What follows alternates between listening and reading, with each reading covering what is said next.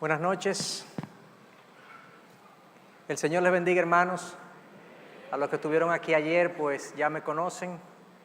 Los que no estuvieron ayer, bueno estar aquí. Yo soy de República Dominicana, soy pastor de la Iglesia Bautista, o uno de los pastores de la Iglesia Bautista Internacional en Santo Domingo, y tenemos ya cierta amistad con esta iglesia.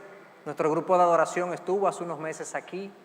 De hecho, vuelve un poco más adelante, creo que no a esta iglesia, pero vuelve al Perú. Es como que nos ha gustado el Perú. Será la comida, porque el tránsito no es, pero quizá la comida. La comida es posiblemente. Así que gracias por el recibimiento. Anoche vimos un tema que tenía que ver con el matrimonio, y hoy me voy a auxiliar del PowerPoint porque hay múltiples elementos en lo que quiero compartir que creo que estarían mejor enfocados y mejor comunicados si hacemos uso de la pantalla. Y hemos titulado el tema de hoy, Criando hijos sanos para una generación sana.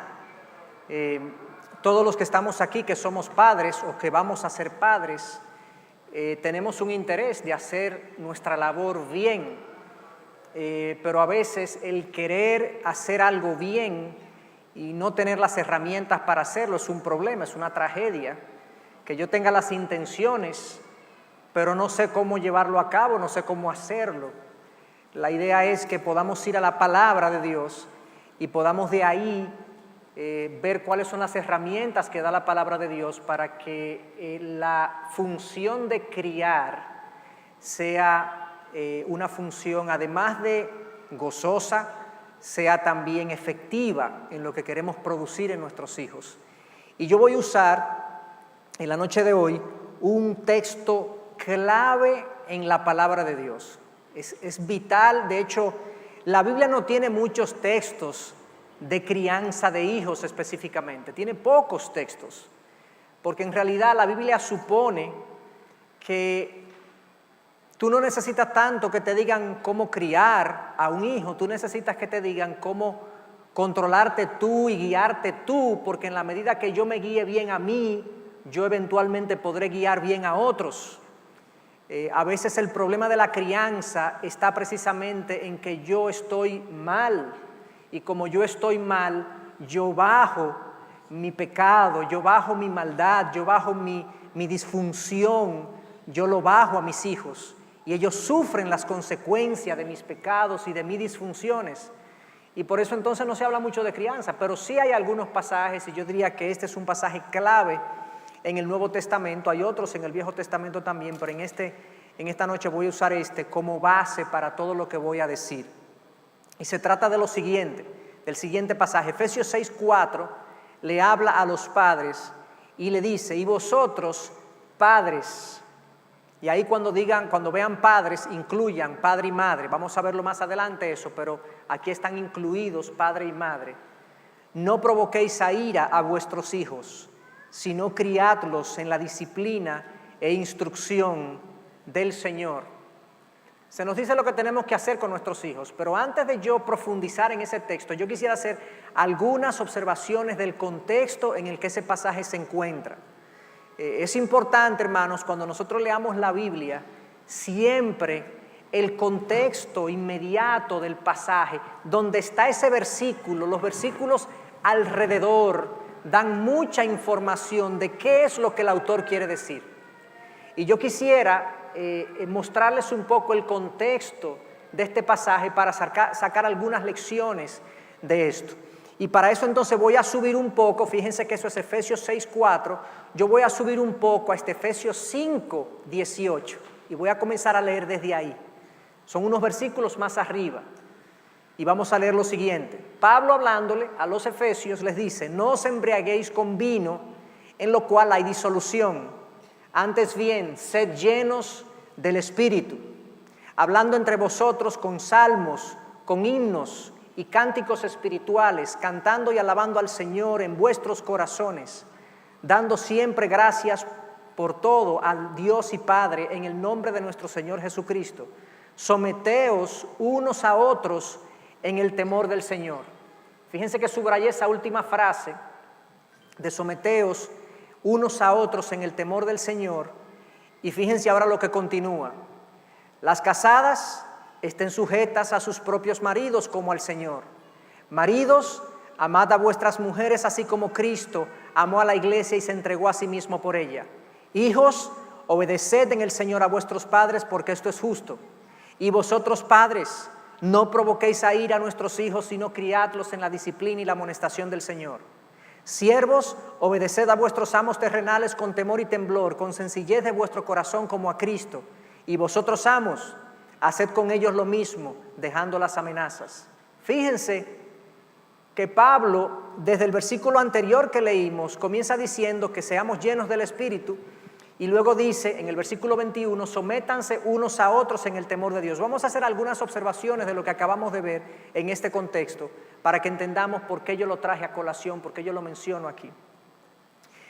Fíjense lo siguiente, la llenura del Espíritu, de la cual se habla en el 5:18, produce 4 efectos en la vida del creyente, en la vida del cristiano. 4 efectos. Primero, conversaciones espirituales, hablando entre vosotros con cánticos e himnos espirituales. Número 1. Número 2, alabanza interior y en vuestros corazones al Señor, alabando en vuestros corazones al Señor. Hay un sentido interno de alabanza al Señor y de adoración al Señor. Gratitud, dando gracias a Dios Padre por todo. Y número 4, sometimiento mutuo, sometiéndose unos a otros en el temor del Señor. ¿Recuerdan esa frase? Que lo decía, mírenlo aquí. El último pasaje, el último versículo, someteos unos a otros en el temor del Señor. Es uno de los efectos de la llenura del Espíritu Santo en mi vida. ¿Ok? Observen eso ahí, guárdenlo ahí. Entonces, número 2, ¿cómo se ve el sometimiento mutuo? Pablo acaba de decir en el versículo 21, sométanse unos a otros en el temor del Señor. Lo primero que él menciona es, mujeres, sométanse a la autoridad de su esposo. Ahí dice esposa, pero es esposo. Mujeres, sométanse a sus esposos. E inmediatamente Pablo, 2 versículos más adelante, le dice, esposos, amen a sus esposas como Cristo amó a la iglesia. ¿Se fijan cómo se le pide a la mujer sometimiento y al hombre se le pide amor? La mujer se somete al hombre ofrendándole sujeción. El hombre se somete a la mujer ofrendándole amor. Otra relación ahora viene. Hijos, sométanse a sus padres, sean obedientes a sus padres porque esto es justo. Eso es lo que dice el texto. Y le dice, padres, al criar, sean sensibles, no lleven a los hijos a la ira. Ahí entonces en esa segunda relación Pablo dice, ¿cómo se ve el sometimiento mutuo? Bueno, que los hijos obedezcan y que los padres entonces consideren el sentir de sus hijos al criar. No los lleven a la ira, no los provoquen a la ira. Y para terminar el contexto, siervos cumplan su rol con respeto, obedeciendo a sus amos, y amos sean considerados con sus siervos, dejando las amenazas. Fíjense cómo entonces una vida controlada por el Espíritu es una vida que va a mantener esta salud en las relaciones. Yo me voy a relacionar con mi esposa con amor, mi esposa se va a relacionar conmigo con sujeción. Si yo soy hijo, yo voy a obedecer a mis padres. Si yo soy padre, yo voy a ser sensible con mis hijos. Si yo soy siervo y empleado, yo voy a obedecer a mis amos. Si yo soy amo, yo voy a ser considerado con mis siervos. ¿Se fijan cómo la llenura del Espíritu conduce a relaciones sanas los unos a los otros? A eso es que se refiere Pablo cuando dice sométanse los unos a los otros en el temor del Señor. Nosotros los padres tenemos que tener muy en cuenta que nosotros le debemos algo a nuestros hijos desde el punto de vista de la palabra de Dios. La palabra de Dios nos dice, yo le debo algo a mi hijo. Yo le debo sensibilidad y consideración. Yo no soy su padre, soy su tutor para que él haga todo lo que yo quiera. No. Yo tengo que considerar cómo él se siente, cuál es el estado de su corazón, cuál es la disposición que él tiene a obedecer para no llevarlo a la ira. Te quería hacer ese señalamiento para observar lo siguiente entonces. Lo primero que yo necesito para una crianza bíblica es esto, hermanos. Mi capacidad de hacerlo bien como padre o madre depende de mi llenura del Espíritu. Para yo ser un padre que haga su rol bien como creyente, como cristiano, depende de la llenura del Espíritu. Y yo voy a explicar brevemente en qué consiste la llenura del Espíritu. No es de eso que vamos a hablar, pero esto es la base de una buena actuación como padre. La llenura del Espíritu no es una experiencia rara que uno experimenta un día en un culto de adoración. No se trata de eso, no se trata de un éxtasis en el que yo me encuentro en un momento dado y que siento un calor en mis huesos o un frío en la garganta o nada de eso, no es nada raro. Pablo comienza hablando en el versículo 5:18, Efesios, y dice: no os embriaguéis con vino en el cual hay disolución, sino antes sed llenos del Espíritu. ¿A qué se está refiriendo Pablo con que no nos embriaguemos con vino, sino que seamos llenos del Espíritu? Bueno, pensémoslo de la manera siguiente. ¿Qué es lo que pasa cuando una persona se embriaga? Que una persona está bajo la influencia del alcohol, ¿correcto? No, esa persona está bajo la influencia del alcohol. ¿Y qué es lo que hace una persona bajo la influencia del alcohol? Bueno, hace cosas que él no haría de no estar bajo la influencia del alcohol. Él se comporta de manera diferente bajo la influencia del alcohol que sin alcohol. En otras palabras, el alcohol lo controla, ¿correcto? Entonces no se dejen controlar por esas cosas. Pablo dice: sino sed llenos del Espíritu, déjense controlar por el Espíritu. Que el gobierno del Espíritu por medio de su palabra y que ustedes se sometan a la palabra de Dios, entonces esté presente en sus vidas. La llenura del Espíritu no es que el Espíritu me llena como si fuera yo una bolsa y me llenan de agua. La palabra en el original de llenos del Espíritu es la palabra que se utilizaba para hablar de las velas de los barcos.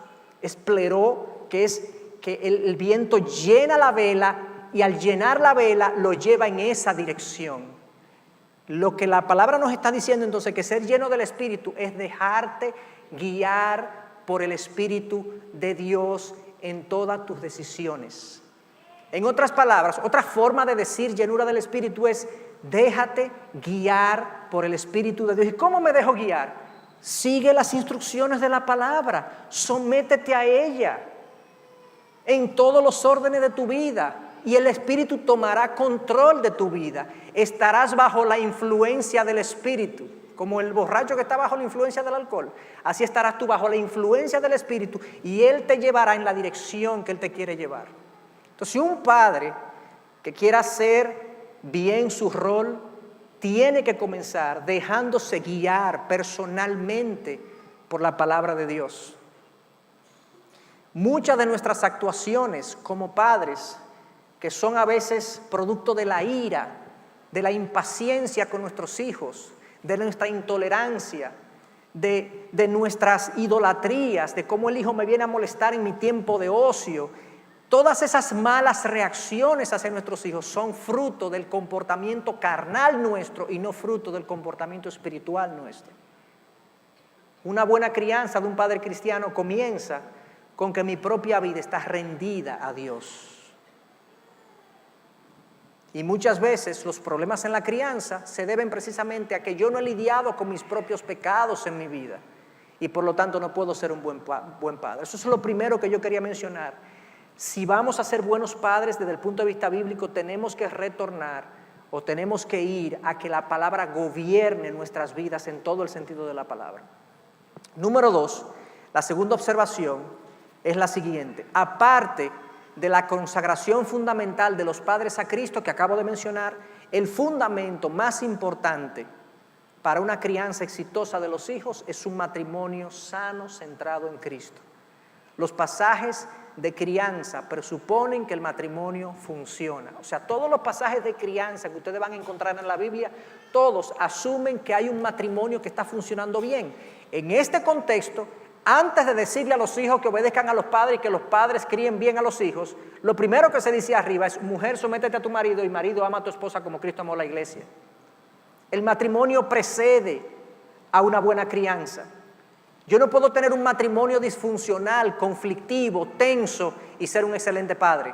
No lo puedo, no puede ser. El hijo ve lo que está pasando en la relación, lo siente, lo sufre, lo cuestiona. ¿Cómo va un hijo a aprender el perdón en una casa cuando el padre ofende a la madre y el padre no le pide perdón a la madre nunca delante de los hijos? ¿Cómo va el hijo a aprender sujeción a sus padres cuando su esposa está en contra de las decisiones de su padre constantemente y cuestionando las decisiones de su padre? ¿Cómo el hijo va a aprender la paciencia mutua cuando con él sus padres muestran una gran impaciencia? O sea, el matrimonio tiene que funcionar para que haya un ambiente de crianza adecuado. Ese es el caldo de cultivo de una buena crianza, un buen matrimonio. Lamentablemente en nuestros días hay muchas personas que están criando solos, especialmente mujeres, aunque también hay hombres. Pero a esos casos, bueno, el Señor les asistirá. No tienen un compañero que les ayude, una compañera que les ayude, un esposo o una esposa, pero el Señor les asistirá, y es mi oración que les llene de sabiduría para continuar esa labor bien, sin desgastarse, a pesar de que estén solos. Entonces, comencemos analizando, dicho eso, el texto clave que acabamos de leer hace unos minutos, y vamos a descomponerlo en varias porciones. El texto comienza diciendo: y vosotros, padres. Aquí nos habla de quién es que tiene esta responsabilidad de criar a los hijos. Dice: y vosotros, padres, ¿ok? Luego se nos dice qué deben evitar los padres. No provoquéis a ira a vuestros hijos. Eso es lo que los padres tienen que evitar en todo momento. Que sus hijos se rebelen y se insubordinen y pierdan autoridad a los padres frente a los hijos, por una mala actuación del padre, evidentemente. Número 3, ¿qué hacer? Sino criadlos en la disciplina y la instrucción del Señor. Y por último, del Señor es el contenido. O sea, me dice quién es que tiene que hacer esta labor, qué es lo que tenemos que evitar, qué es lo que tenemos que hacer y cuál es el contenido. Es del Señor. Todo lo que vamos a hacer es del Señor. Todo eso está empaquetado, digamos, en ese sencillo versículo. Si lo dividimos de otra manera, fíjense también cómo lo podemos ver. Se nos dice quién, los padres, y por un lado se nos dice la forma en la que tenemos que llevar a cabo nuestra crianza. No provoquéis a ira a vuestros hijos. Y luego se nos dice el fondo, qué es lo que vamos a hacer, sino criadlos en la disciplina y la instrucción del Señor. O sea que en la crianza son importantes la forma de cómo yo lo hago y el asunto, la sustancia, el fondo de qué yo le paso a mi hijo. No es suficiente que yo sea un papá amoroso si lo que le estoy dando a mi hijo es una falsedad de la vida. Yo tengo que darle la verdad de una buena forma. Tiene que ir acompañado. Forma y fondo, forma y contenido tienen que ir acompañados. Y este versículo los conjuga. Dice: no provoquen a sus hijos a la ira, sino críenlos en la disciplina y la instrucción del Señor. Y esa es la manera exitosa, por así decirlo, de hacer la crianza, de llevar a cabo la crianza. Entonces vamos a comenzar a explicar, a desplayarnos, por así decirlo, en cada uno de estos componentes. Hablemos un poco del quién de la crianza. Claramente, el versículo nos dice, bueno, padres, y en el original está en masculino, pero la siguiente observación del contexto es importante. En el versículo 6:2, o sea, dos versículos antes, Pablo dice: hijos, honren a padre y madre. Está hablando de los dos versículos antes. Por lo tanto, cuando Pablo habla 2 versículos más abajo de padres, es lógico suponer que se está refiriendo a papá y mamá. Ok, porque el contexto inmediato es que está hablando de papá y mamá. Entonces, claramente habla de los dos. Entendemos que se refiere a ambos. Papá y mamá son convocados a esta tarea. Pero 5:22 dice que papá es cabeza de la mujer. El hombre es cabeza de la mujer y ahora los padres, los dos, son cabeza de los hijos. Así que funciona la estructura familiar. Entonces, la crianza, podemos deducir, está a cargo de ambos, pero con el padre como cabeza de familia. ¿Correcto? Eso es lo que vemos claramente en este pasaje. ¿Y qué implica eso? Ok, la crianza está a cargo de los padres. Eso yo no creo que nadie lo ignore aquí. Yo no creo que le estoy diciendo nada nuevo, ni que yo he descubierto la pólvora, ni el agua tibia, como dicen. Algunos jóvenes podrán decir, obvio, que los padres son los que tienen a cargo de criar a los hijos, correcto. Pero vamos a profundizar, porque hay algunas realidades que son chocantes. Bueno, ¿qué implica esto? Esa bocina es la misma de ayer. Ese individuo está ahí boicoteando esta reunión. Y entonces, bueno, algo lógico y obvio, hermano, no es el colegio el responsable por la crianza de mis hijos. No es el colegio. La mente de los padres tiene que entender que la responsabilidad primaria es de ustedes, sobre todo de la formación moral y espiritual. El colegio, si es cristiano, pudiera ser un complemento a mi labor, pero no es el sustituto de mi rol, no me sustituye en mi rol. Yo tengo que asumir eso con responsabilidad y entereza. El colegio le puede enseñar matemática, que quizás yo no sé mucha, historia universal, que quizás yo no sé mucha, la parte académica. Y también hay formación moral, pero la formación moral y espiritual fundamentalmente viene de los padres. Y bueno, y si yo no sé mucha Biblia, y si yo no sé mucha teología, y si yo no sé mucho de ponte a estudiar, porque es tu responsabilidad y mi responsabilidad contribuir con la formación moral y espiritual. Yo no tengo que ser un teólogo para enseñarle a mi hijo la palabra de Dios y los principios fundamentales de la Biblia. Yo tengo que ser íntegro en mi caminar, yo tengo que serle fiel a Dios, yo tengo que ser una persona que cultive su carácter y su integridad, y el hijo va a ver eso y va a modelar, y va a ver el ejemplo. Pero entonces, no es el colegio, tampoco es la iglesia, entendámoslo así, no es la iglesia tampoco el responsable de la formación espiritual de mi hijo, soy yo. Y esto parece obvio, pero yo quiero enfatizarlo porque vivimos en una generación que nos ha tocado donde contamos con muchos recursos en vista de que vivimos en ciudades. Antes, cuando la gente vivía en los campos más retirados y distanciados unos de otros, no existían comunidades como esta donde habían colegios, donde habían universidades, donde habían también iglesias que tenían grandes programas de enseñanza y buenos programas de enseñanza. Entonces, parecería que ahora yo me puedo recostar en todos esos sistemas de enseñanza y de formación y yo como que he tomado un papel un poco pasivo en la formación moral y espiritual, y cuando tengo un problema con mi hijo le digo, te voy a llamar el pastor para que hable contigo. ¿Cómo? ¿Cómo así? Ya a mí me ha tocado en múltiples ocasiones hablarle a padres y madres que vienen con una inquietud, y de hecho me tocó hace un par de meses una pareja en particular que viene inquieto con una situación que están viviendo con su hija y me dice, Chacho, a mí me dicen Chacho, para los que no lo saben. Chacho, ¿tú no crees que puedan hablar con ella? La niña tenía 11 o 12 años. ¿No creen que puedan hablar con ella el pastor de jóvenes? Digo yo, fulana, pero siéntense ustedes, tú y tu esposo, a hablar con ella. Hablen con ella y si ustedes no pueden responder o profundizar en lo que le está pasando, bueno, yo te puedo guiar y yo puedo hablar contigo, pero ella es tu hija. Es a ti que te toca hablar con ella, no es al pastor que le toca hablar con ella, es tu hija que está teniendo una serie de deficiencias académicas y está aparentemente lidiando con una tristeza que no se le quita. Habla con ella, dile, ¿qué te pasa, mi hija? Conéctate con tu hija. Y a ella le resultó como muy wow, qué buena idea. Porque como que no le pasaba por la cabeza que ante una situación crítica de ese tipo, ella era la que tenía la voz cantante, ellos como padres tenían la voz cantante y tenían que tomar la iniciativa de hablar con su hija. Tampoco es el terapeuta, cuando los problemas vienen no es el terapeuta o el psicólogo que tiene que hablar. Fíjense también que no es solo mamá ni solo papá, es menos común que sea, normalmente las mujeres, por lo menos pasa en mi país, están más involucradas en la formación de los hijos, en la formación moral y espiritual. La mujer típicamente es la que se sienta a hablar con sus hijos, ¿o no? Eso pasa en República Dominicana, no sé si pasa aquí.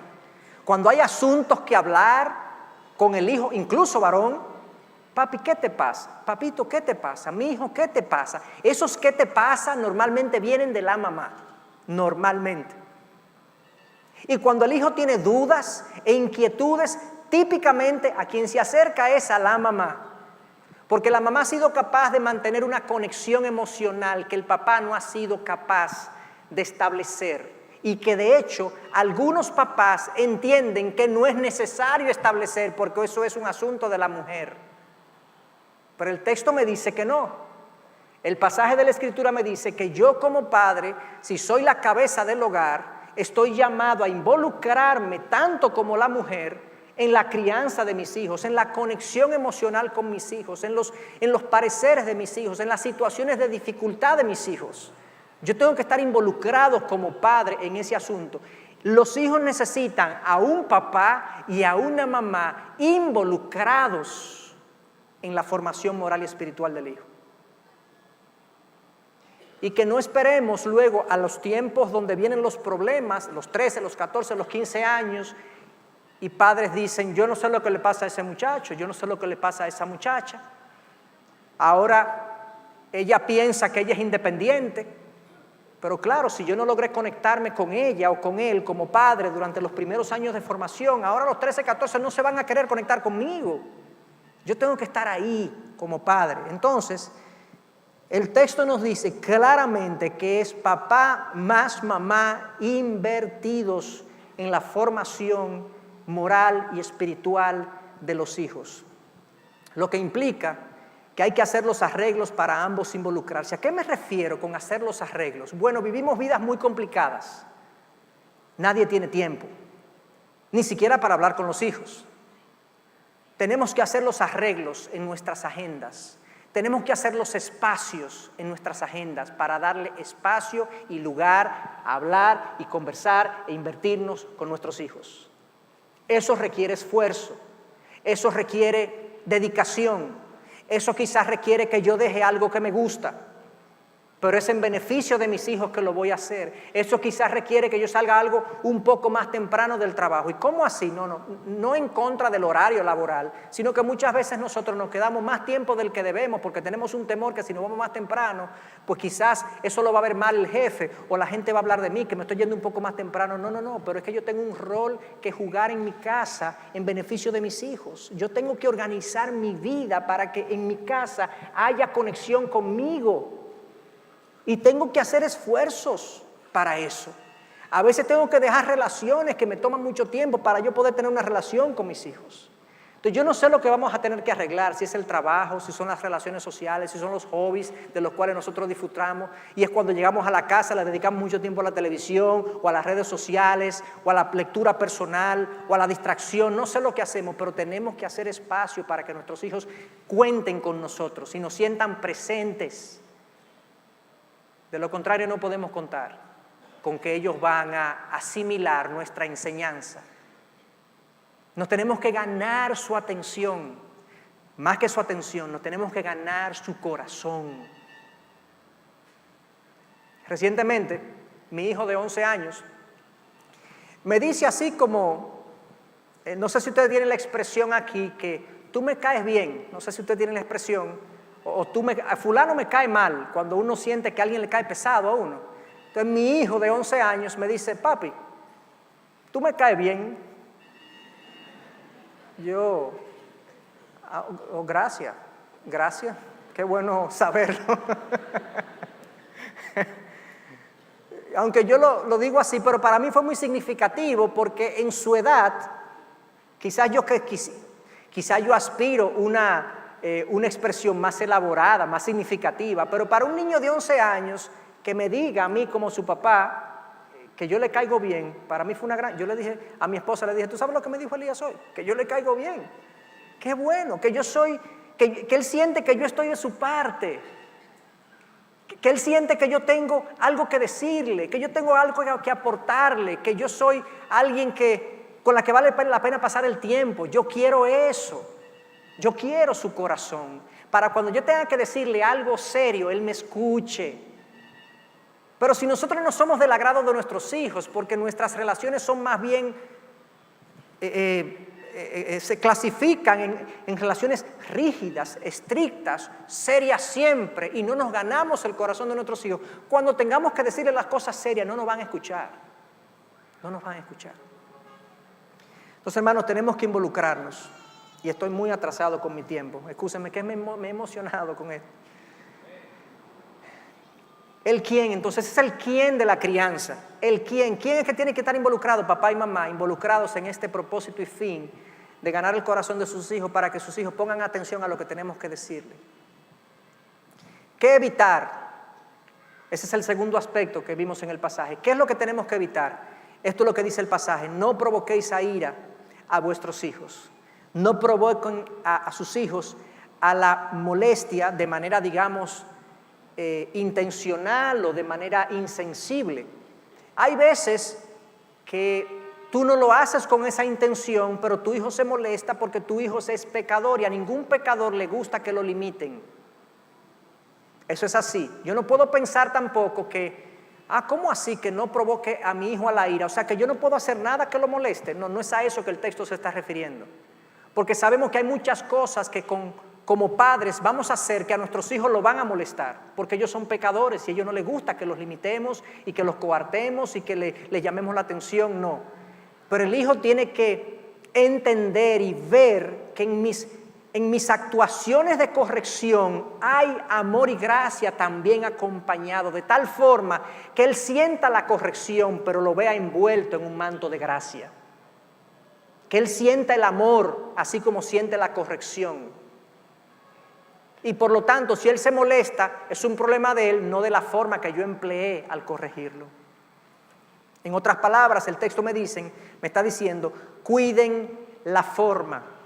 Cuiden la forma. Y esto no solamente se aplica al caso del hijo, esto se aplica a todas las relaciones humanas. Fíjense cómo el texto, lo vimos en el contexto que leímos hace un momentito. Yo menciono aquí, toda autoridad debe considerar el sentir del subordinado.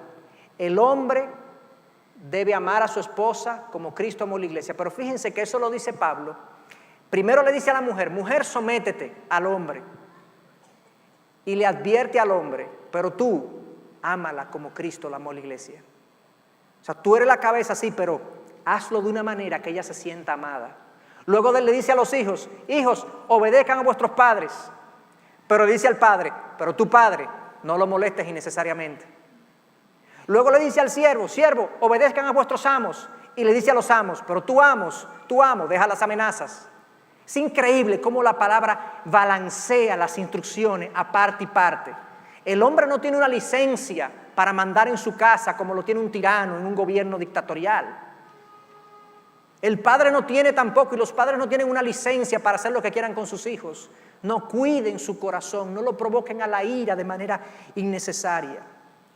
Y eso lo podremos hacer si nosotros tenemos una llenura del Espíritu que podemos controlar entonces el poder que nos es dado como padres.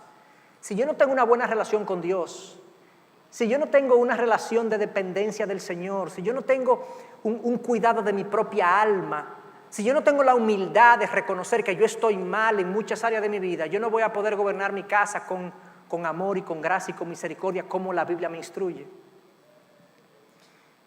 El que quiere controlar a su hijo o al hijo tiene primero que gobernarse a sí mismo. El que quiere controlar al hijo tiene primero que gobernarse a sí mismo. El fondo sin forma es un desastre. Si yo le digo algo correcto, pero lo hago de una manera inadecuada, es un desastre. No gano nada. De hecho, daño más de lo que arreglo. Yo le estoy diciendo la verdad, le guste o no. No, cuida la forma. La palabra te dice, cuida tu forma si tú quieres lograr lo que tú quieres lograr. Si descuidas la forma, no vas a lograr el objetivo de cambiar su corazón y cambiar su forma de actuar. Entonces, algunos ejemplos, y voy a ir relativamente rápido por algunos de los ejemplos. ¿Qué puede hacer un papá que provoque ira en sus hijos? ¿Qué hacemos nosotros a veces de manera pecaminosa e insensible que irrita a nuestros hijos? Bueno, podemos avergonzarlos en público, podemos burlarnos de ellos delante de los demás, podemos decir que no se portaron bien, que recojan las cosas con los amigos ahí, podemos avergonzarlos en público. Podemos también tener una actitud de favoritismo y comparación en nuestra casa. Cuando hay un hijo que se lleva todos los elogios y otro hijo se lleva todas las críticas y nunca balanceamos eso. Y hay un hijo que recibe un trato claramente diferenciado en contra de otro, que está ahí observando y se siente desprotegido y se siente desfavorecido. Eso irrita innecesariamente el corazón de un hijo. Pongo ahí el ejemplo de Jacob y de José. Jacob el papá, José es su hijo. Jacob tenía una preferencia por José. Él tenía 12 hijos y José era su preferido. Y en vista de ese favoritismo se levantó un celo entre los hermanos, el resto de los hermanos, que terminaron vendiendo a José a Egipto y terminaron sacándolo de la casa y diciéndole al papá que una fiera lo devoró. Hasta ahí llegó el favoritismo. A veces también que me pidan resultados excesivos, ya sea académicos, ya sean resultados deportivos, ya sean resultados físicos. A veces las mamás le ponen mucha presión a sus hijas para que logren ciertos cuerpos, ciertas formas. A veces los padres le ponen presión a sus hijos para que ganen los partidos y tú jugaste mal y tú no estás entendiendo y pensamos que le estamos haciendo bien. Y lo que estamos colocando una presión sobre ellos que muchas veces ellos no pueden manejar y entonces se manifiesta en una rebelión hacia nosotros y un deseo de no obedecernos. También hay padres que no reconocen lo bueno, hay una falta de estímulo en las casas. Lo malo se critica, lo bueno, eso es lo que ellos tienen que hacer. Yo no tengo que felicitar a mi hijo porque traiga una buena nota, eso es lo que él tiene que hacer. Pero son ambientes donde la crítica prevalece y donde no hay un reconocimiento de lo que... Hasta Dios nos reconoce las buenas cosas. Dios nos promete a nosotros los creyentes recompensas en gloria por la forma como nosotros la hayamos honrado aquí en la tierra. Increíble.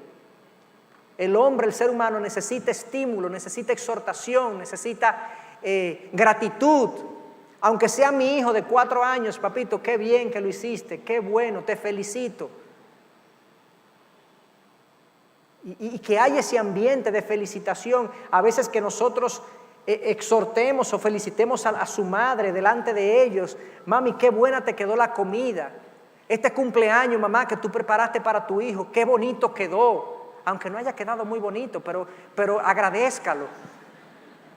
Agradézcalo. Aunque la comida no quede tan espectacular como otras comidas, pero hay comida.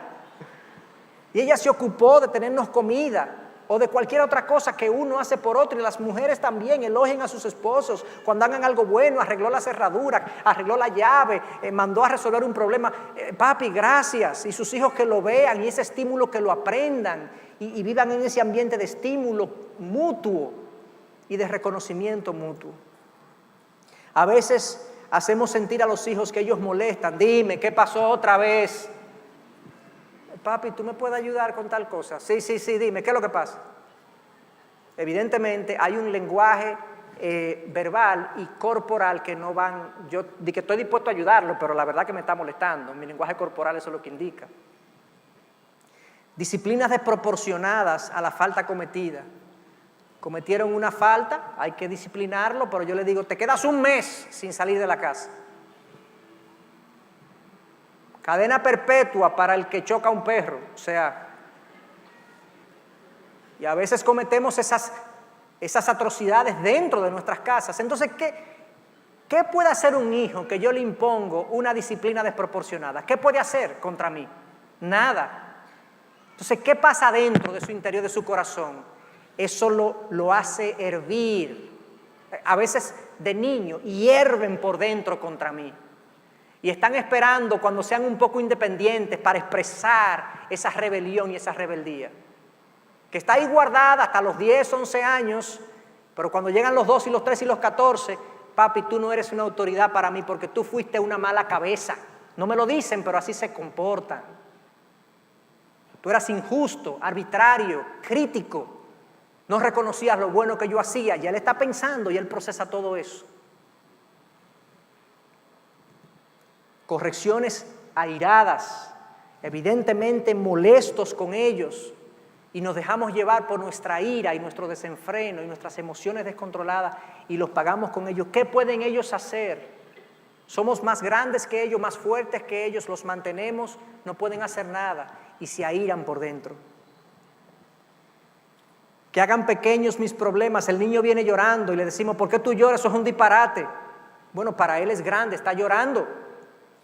Para mí es un disparate, que tengo la mente y la madurez de procesar eso como un disparate, pero para él no lo es. Que me regañen por actuar infantilmente. El ejemplo más clásico es que estamos comiendo, un hijo derrama una agua, un refresco, una soda de arriba de la mesa, y yo lo reprendo como que él ha cometido un acto de insubordinación, cuando lo que se derramó fue un vaso y no fue intencional. ¿Qué culpa tiene él? O yo creo que él lo hizo así. Entonces el niño ahora se siente que él no puede ser niño, que él no se puede equivocar. A mí no me aman aquí. O pinta una pared y nosotros asumimos que el niño tiene que saber que él no puede pintar una pared. Y lo regañamos y le peleamos y le ponemos disciplina, cuando él lo que actuó fue como niño. Él lo encontró divertido, hasta artístico. Papi, mira qué bonito. Qué bonito. Un hijo mío me pintó con un lapicero, y mis hijos no han sido muy creativos en ese sentido, pero una vez me pintó con un lapicero los asientos de mi vehículo, y me dijo, mira papi, y yo, ay, ¿y quién te dijo que hiciera eso, papi? No, A veces el amor nuestro es condicional. Te quiero si te portas bien. Y se lo decimos. Mami no te va a querer si tú sigues haciendo eso. Papi no te va a querer. ¿Qué? ¿Cómo así? ¿Dios me quiere o no me quiere a mí porque yo me porto bien o mal? El amor de Dios para nosotros no es incondicional también. Mandato sin razón ni explicación. No, ¿por qué? Porque no. O sea, que los consideramos a ellos que son entes no pensantes, son como perritos. No, porque no, siéntate. Y el perro tiene que sentarse. No, el niño piensa, el niño razona y necesita una explicación. Y si queremos desarrollarlo como un ente pensante, tenemos que explicarle las razones de nuestras decisiones. De lo contrario, albergan resentimiento e ira dentro de ellos, promesas incumplidas, no explicadas. Ahí termino, que no escuchen, eso es, escuchen mis razones en un conflicto. Yo llego, se produce un conflicto y no me diga nada, esto es lo que va a pasar, pero tú no has escuchado lo que ha ocurrido. Él no tiene derecho de expresar su parecer de lo que ha pasado. Escúchalo, eso es lo que la justicia manda, y luego tú dispones lo que va a pasar y lo que va a ocurrir. Todas estas cosas, hermanos, parecen normales en el ambiente de una familia. Y con la falta de tiempo con la que nosotros vivimos, a veces la forma más sencilla de resolver es: no doy explicaciones, las disciplinas son como yo digo, las cosas son así, no me venga con esto, botate el vaso, vete para tu cuarto. Y nos convertimos entonces en personas que no le caemos bien a nuestros hijos. No le caemos bien. Ellos están nerviosos e intimidados cuando nosotros venimos a la casa. Yo he oído mamás que le dicen a sus hijos: recojan que ahí viene su papá. Viene el ogro. Yo no creo que un papá con esa descripción, pues el hijo le diga: papi, tú me caes bien. No, si a mí me han metido miedo cada vez que tú vienes para acá. Padres, eviten eso. Eviten eso. Una vez más, la palabra lo dice de manera muy escueta, muy breve, pero es profunda. No exasperen a sus hijos con la ira. No los lleven a la ira. No sean injustos con ellos, no sean arbitrarios con ellos. No lo traten como estúpidos. Y otro pasaje, entonces, paralelo, dice la razón. Miren lo que dice. Dice lo mismo: padres, no exasperéis a vuestros hijos para que no se desalienten. La palabra ahí que significa, que dice ahí desalienten, es para que no pierdan su vigor, no pierdan su espíritu, su deseo de ser hijos, su deseo de hacer las cosas. Eso es lo que Dios quiere evitar. Esta advertencia de Dios de que no exasperemos a nuestros hijos es una advertencia de amor de Dios para nosotros como padres. Ustedes quieren que sus hijos avancen y echen para adelante y crezcan en madurez. No los exasperen, esto es amor. De lo contrario, los van a desalentar. Dios está evitando el desaliento, la frustración, el desánimo, la desmotivación, la falta de deseo de obedecer. Y hermanos, el desaliento traerá más desobediencia. Si yo no escucho la advertencia y desaliento a mi hijo, ese desaliento se multiplica y trae más desobediencia, que es lo que yo estoy tratando de corregir. Y ahora la desobediencia es desafiante. En resumen, la idea es que los padres pueden crear, oigan bien, los padres pueden crear un ambiente de tanta exigencia, tan demandante o tan crítico que los hijos sientan que es imposible agradar a los padres o que agradarlos no hace ninguna diferencia y de hecho que disgustarlos es divertido.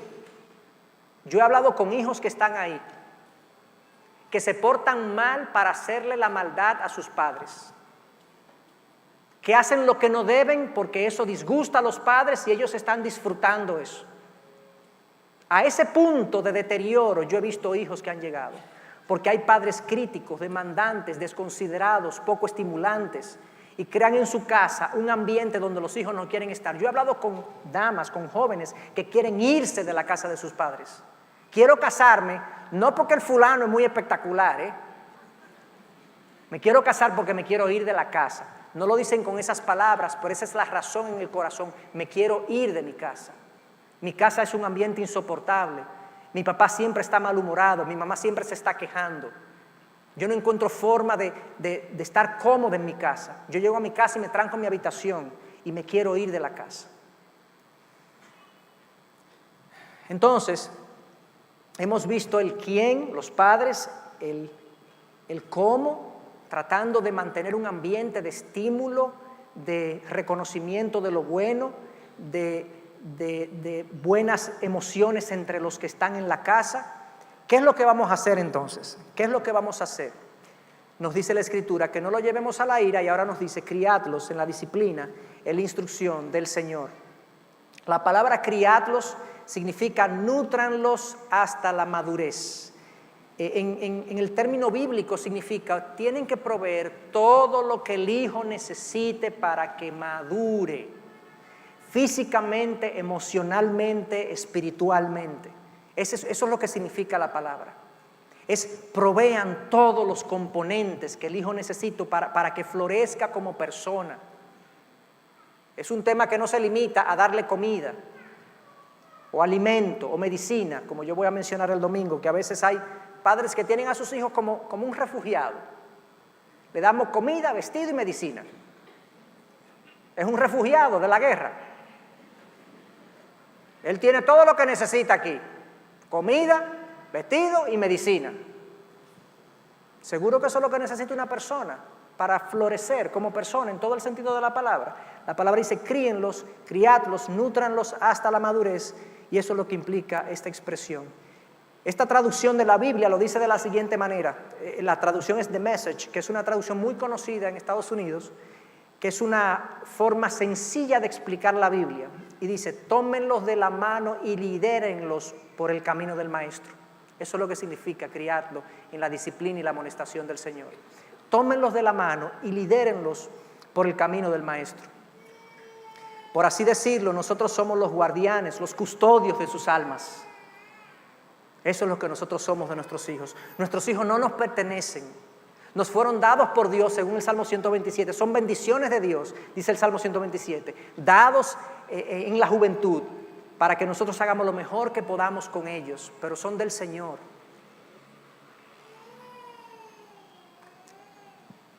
Es como entrenar un caballo.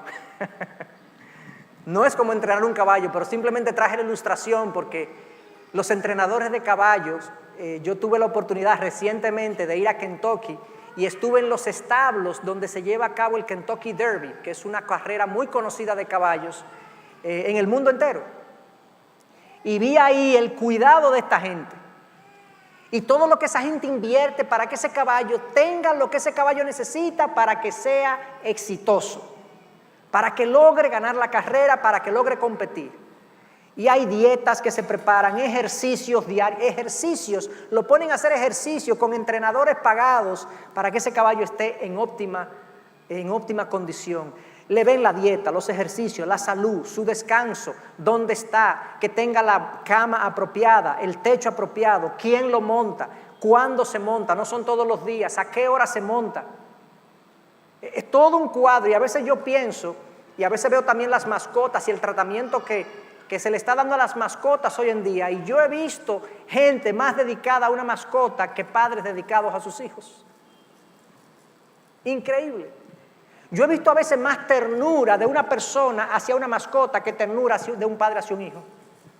De hecho, recientemente en un aeropuerto, yo estoy haciendo la fila y hay una señora con un perrito cargado, como que es un niño. El perrito tiene las dos patitas aquí y él está mirando para atrás. Y yo digo, pero ¿y dónde que vamos a llegar, Dios mío? O sea, es un niño, con una ternura y una paciencia. Cuando lo apió, el perrito comenzó a ladrar, era cargado que él quería estar. Ay, ven, yo te voy a cargar. Yo, ay, qué lindo. Esa misma dedicación, entrega, devoción, quiere Dios que nosotros tengamos por nuestros hijos. Si el entrenamiento de un caballo para correr demanda tanta dedicación y esfuerzo, ¿por qué pensamos que menos que un compromiso total con la crianza de nuestros hijos dará resultado? No, esto requiere el compromiso total de los padres, la inversión total de los padres en cuerpo y alma para que el hijo avance y florezca, como he dicho en el pasado, en ocasiones anteriores. Entonces, vimos el criarlos. Entonces, ¿en qué que lo vamos a criar? Dice, en la disciplina y la instrucción del Señor. ¿Cómo así? ¿Qué implica esto? Y yo no voy a dar todos los detalles porque el mensaje del domingo es un complemento a esto que yo estoy compartiendo. Estos son algunas pinceladas de lo que implica esta crianza. Criadlos en la disciplina y amonestación del Señor. Disciplina es todo lo que nosotros hacemos para nuestros hijos. La disciplina en el original significa entrenamiento. Eso es lo que la palabra significa, disciplina. No es castigo, no es corrección. Disciplina significa en la Biblia entrenamiento. Y a veces se aplica para los casos de corrección. Y nuestros hijos necesitan corrección. Necesitan que se les llame la atención. A veces necesitan castigo. Es todo lo que hacemos. Entonces dice, en la disciplina, en la instrucción del Señor. La instrucción es lo que decimos. La disciplina es todo. La disciplina es como un término que engloba la instrucción, pero hay otros elementos. ¿Ok? Disciplina es más amplio que instrucción. Instrucción es lo que yo le digo, lo que yo le instruyo, lo que yo le enseño, las palabras de estímulo que yo le doy, las palabras de corrección que yo le doy, las palabras de advertencia que yo le doy.